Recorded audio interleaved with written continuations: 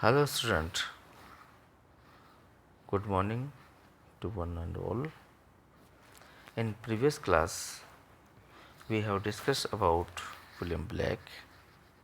We had little introduction about William Blake, his career and his works. We also have discussed about his poem London, a brief introduction about the poem and a little summary. Before to start this poem, we should have to acquaint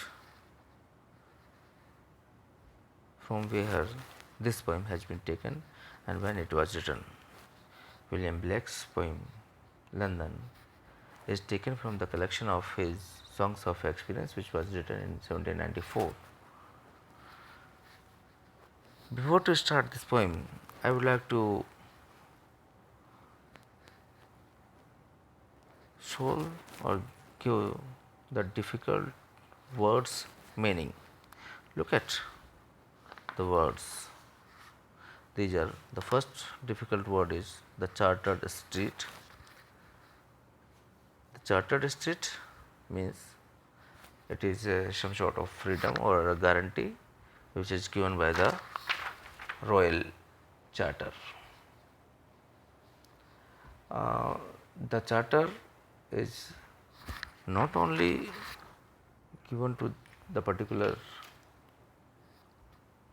streets but also the famous river Thames as well. River Thames is also enjoying the same freedom. Next, in the fourth line, the marks of boy, it is the symbol or to say problem, difficulties. The next difficult word is in every voice, in every ban. Ban here shows some sort of curses or to say bandisheं. The mind force pinnacles. Mind force pinnacles means the control or to say chant somebody. But how to chant? Chant by or to control by the metal bands. In the next one, every blackening church appall. Look at blackening church appall. By the time church became black, appalls, it looks very frightened, shocked. The next one, the hapless soldier, unfortunate soldier. Runs in blood down places wall. Soldiers are punished by the king or to say the royal families. Next, the difficult word is I think harlot, to say the prostitute, the whore. Curse, it's a cry of fear. Blast, it's a some sort of explosion which is the result as the birth of newborn baby. And belights, its end, ant. Look at the plague, the marriage hears. Plague, it is known as some sort of an epidemic disease. So to say the hears, to you can call it coffin. To say ki the last line ki it is a destruction. प्रेम विहीन विहा मृत शरीर समान है. Without love, our body is a dead body. It is not the real one, or to say the actual one, or to say it is like a dead one.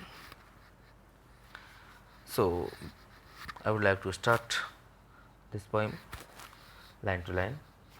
So student, just focus your views, or to say be concentrate on this poem. I wandered through each charted street, never near where the charted Thames does flow.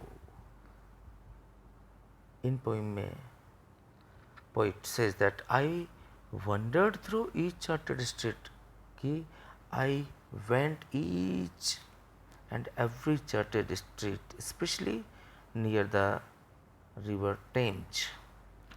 Wherever I went, I saw lot of pain, summary, and everything.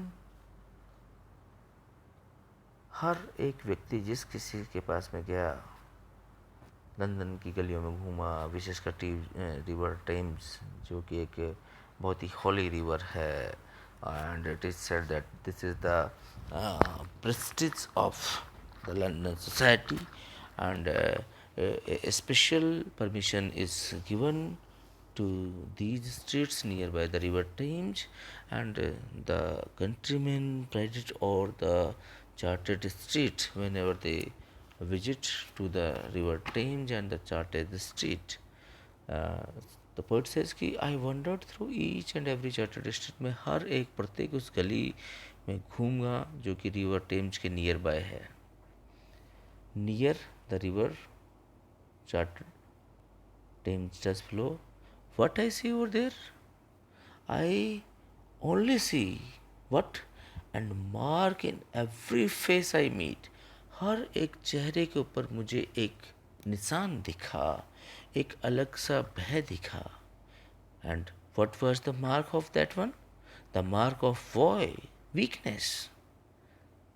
पीला पड़ा हुआ है, पीड़ाओं से, तकलीफ़ों से, हर एक तरफ उनका चेहरा जो है, इट्स लुक्स वेरी, इट से कि एक पीड़ाओं का, तकलीफ़ों का, दुखों का एक चिन्ह दिखाई देता है. और क्या सुनता है? मार्क्स ऑफ वॉय, और परेशानी. Everywhere there is a problem. In wherein every cry of every man, हर एक व्यक्ति मुझे क्राई करता हुआ दिखाई देता है. Each and every man, every one whom I met was crying out of fear. Everywhere, everywhere he hears the cries of pain and suffering. What? The pain and suffering. In every infant's cry. छोटे बच्चा, newborn baby की cry हो सकती है. All these are crying because of fear. In every voice, हर एक जो आवाज़ सुनाई देती है, that is on analysing the cause of all these sufferings and pains, he finds that it is all due to society.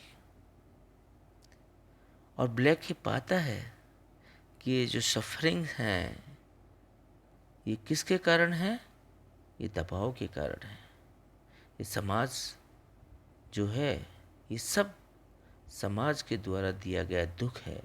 And now he has completely और perfectly assured that ये अत्याचार केवल और केवल मनुष्य के दिमाग की उपज है. He says that in every voice, in every bend, all the way, wherever I went through, हर एक व्यक्ति की आवाज़ में एक पीड़ा थी, एक कर्ज था, एक दबा हुआ जवाब था. The mind force, they have been controlled, they have been chained. Minankala here, all the way. No one is free to express. Black find that the sufferings are caused by repression. He was convinced that repression in all its forms was man-made, that it came from man's mind. And the poet says that the street in London is charted, clearly defined, and like the chartered teams, limited and confined by its definition. Every face in London's chartered marked by same lack of scope and the same misery and void. Because of it, Blake says that this chartered quality is not due to the social conditions, but it is all because of social injustice. हर एक गली जो कि घोषणा पत्रों से से कि अपनी एक नियम कानून कायदों से बंधी हुई है, उसका क्षेत्र बिल्कुल स्पष्ट टेम्स रिवर के समान सीमित है। लंदन में हर चेहरे पर सीमितता दिखाई देती है, बाउंड्रीज दिखाई देती हैं।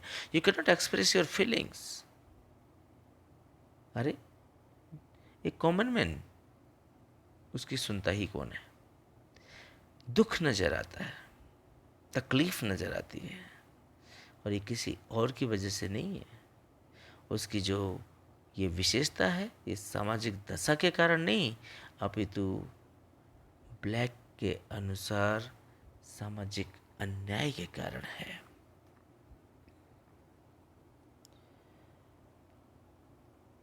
Look at the next line, how the chimney sweepers cry. Look at the word, how the chimney sweeper cry. The poet hears the cry of a chimney sweeper. He cries according to his custom. That cries also indicate that of his pain and suffering. He sees that every blackening church appall, और जो church है, it is just some sort of imagine that the church are turning pale with shame and pity. Look at, it is a very small child whose skin is very soft, as we know that men cannot enter into the chimney. So what does it needed? It needed a very teenager boy, a young, not to say the young, to say it's a children, it's a child. He is a child of 12 to 14 year teenager. As he entered inside the chimney and he began to clean it, the chimney is very hot. And as he began to clean, उनका हाथ गर्म chimney पर लग जाता है. And then he began to cry. And this cry is along with fear, along with pain, it is also with fear. Of what fear? Fear इस बात का है कि उसको काम से निकाल दिया जाएगा. और कल्पना देखिए, पोइट इमेजिन करता है कि जो एक चर्च दूर दूर तक जो धुंधला दिखाई दे रहा है, एवरी ब्लैकनिंग चर्च अपल्स, फ्राइटन जो दिखाई दे रहा है वो ब्लैक दिखाई दे रहा है. और किस वजह से? क्योंकि उसके कानों में भी उस चिमनी स्वीपर बॉय की पेनफुल क्राई सुनाई देती है. और उसी की वजह से अपने आप को चर्च खुद शर्म में पाता है और उसकी वजह से काला पड़ गया है. अपाल शब्द अनेक अर्थों की ओर इशारा करता है. अपाल, फ्रेटनेस, चारों तरफ भय का माहौल है. Look at the hapless soldier 6 runs in blood down the palace wall. कवि सिपाही की आहें भी सुनता है, जिसने जीवन के प्रति every hope he has given up because the royal banished him. He sacrificed his whole life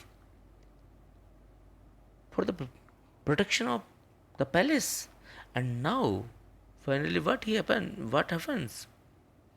He has been punished by the royal ones. राजमहल के द्वारा उसको दंडित कर दिया जाता है. एंड उसकी वजह से ये डिसीजन को सुन करके runs in blood down palace, जो कभी उसकी भुजाएं फड़कती थी उस पैलेस को प्रोटेक्ट करने के लिए, रक्षा करने के लिए, अब उसका खून जम गया है। And now he has no hope for life. He has just जीवन के प्रति सारे आशय उसने त्याग दी हैं। Look at through midnight, but most through midnight street I hear. जब रात्रि के समय, अर्धरात्रि के समय मैं चार्टर्ड स्ट्रीट्स के अंदर along with the river Thames walk कर रहा था, घूम रहा था, गुजर रहा था, what I hear from there, how the youthful harlot curse. I listen the cry of the youthful shores, horrors, charlottes, वैश्याओं की दुख भरी आवाज सुनाई पड़ती है। क्यों? क्योंकि यह एक पेशा है जो कि विवाह कानूनों द्वारा उस पर जबरदस्ती थोपा गया है। उदाहरण के तौर पर हम उसके अत्याचारों की तुलना कर सकते हैं कि कैसे, how a youthful हार्लट girls blast a newborn infant. एक नवजात शिशु के आंसू तथा वैश्य का दुख, ये सब तुलनात्मक रूप से हैं। ये पीढ़ियाँ जितनी भी हैं उतनी सामाजिक अन्याय के कारण है, सोशल इनजस्टिस के कारण है। लंदन में रहने वालों के कष्ट अनियंत्रित हैं, लॉट ऑफ हैं, विभिन्न मल्टीपल वैरायटीज़ के हैं। ये बात अगर हम लास्ट की 4 पंक्तियों में देखेंगे तो बहुत शक्तिशाली ढंग से पोइट ने एक्सप्रेस करने की कोशिश की है और बताने की कोशिश की है, दिखाने की कोशिश की है कि वैश्या युवा है। ये बात क्लियर कट है कि नई जन्मी भी वैश्या की भयंकर दशा से ज़्यादा दूर नहीं है। उसका दुख केवल वह ही नहीं है कि वो जोर जोर चिल्ला करके अपना दुख प्रकट कर रही है, अभी तो वह श्राप की बीमारी भी है जो शीघ्र उसका अंत कर देगी। पोइट बहुत क्लियर इस बात को बताना चाहता है कि हाउ द लॉट, और टू से वैश्य का भाग कितना हार्ड है, कितना कठोर है। इसलिए नहीं कि वो नवजात शिशु पैदा कर रही है, बल्कि वो सर्वनाश का कारण है।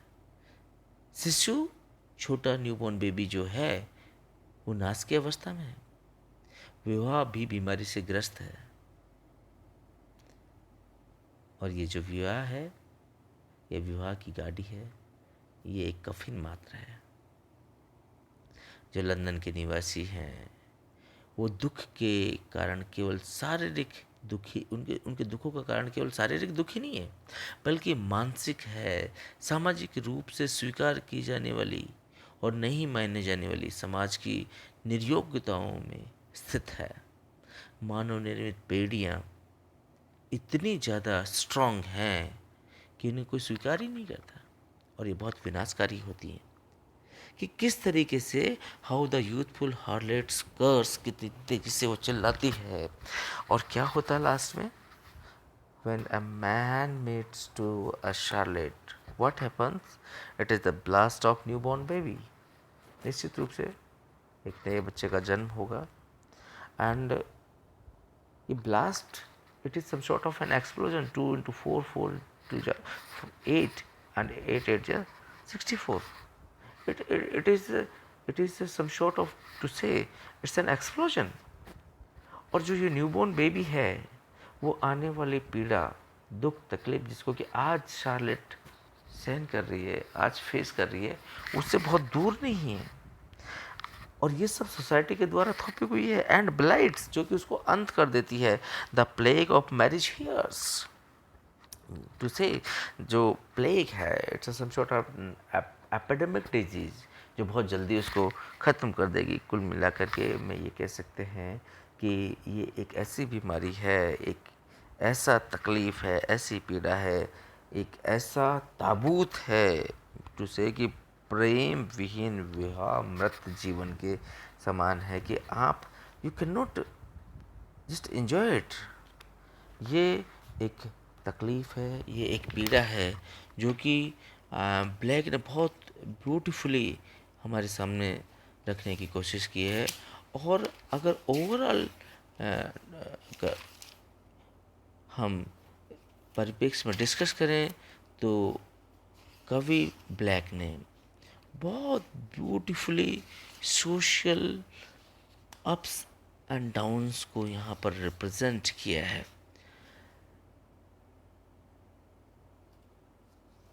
यहाँ इस पोइम में देखने वाली बात यह होगी कि how society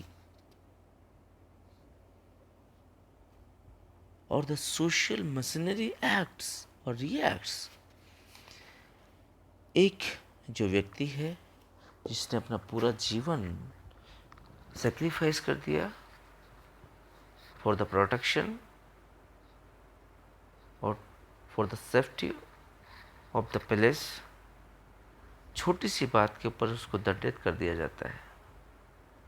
chimney sweeper boy, very very very young age teenager boy is over here, और उसको भी इन पीड़ाओं से गुजरना पड़ता है।